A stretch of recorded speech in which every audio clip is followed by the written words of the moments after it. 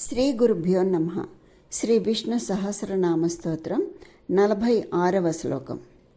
విస్తారహస్తావరస్థాణు ప్రమాణం బీజమవ్యయం అర్ధోనర్ధో మహాకోశో మహాభోగో మహాధనః. విస్తారః స్థావరస్థాణు.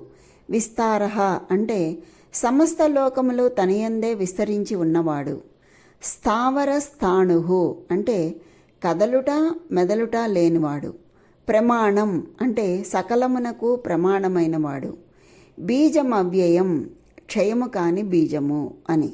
అర్ధః అంటే అందరిచే కోరబడినవాడు. అనర్ధః తాను ఏదియునూ కోరనివాడు.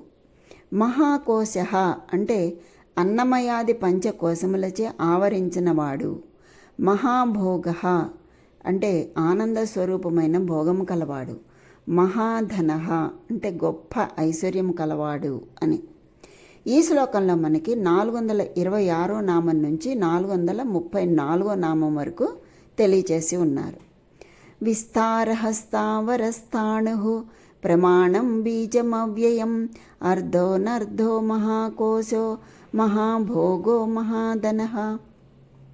అంటే సమస్త లోకములు తనయందే విస్తరించుట కలవాడు. అంటే సమస్త లోకములు తనయందే విస్తరించి ఉన్నవాడు అని.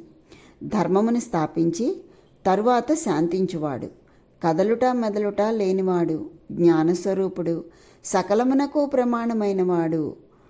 ఎట్టి మార్పులు లేని అట్టి కేవల సత్తాస్వరూపుడును జగత్తునకు కారణమును అయినవాడు. క్షయము కాని బీజము. సుఖస్వరూపుడు అగుట వలన అందరి చేతను కోరబడినట్టువాడు.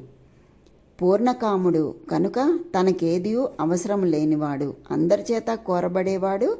తాను ఏది కోరనివాడు. అన్నమయాది మహాకోశాలు ఆవరణములుగా కలిగినవాడు. సుఖస్వరూపమైన భోగము కలవాడు. ఆనంద స్వరూపమైన భోగము కలవాడు.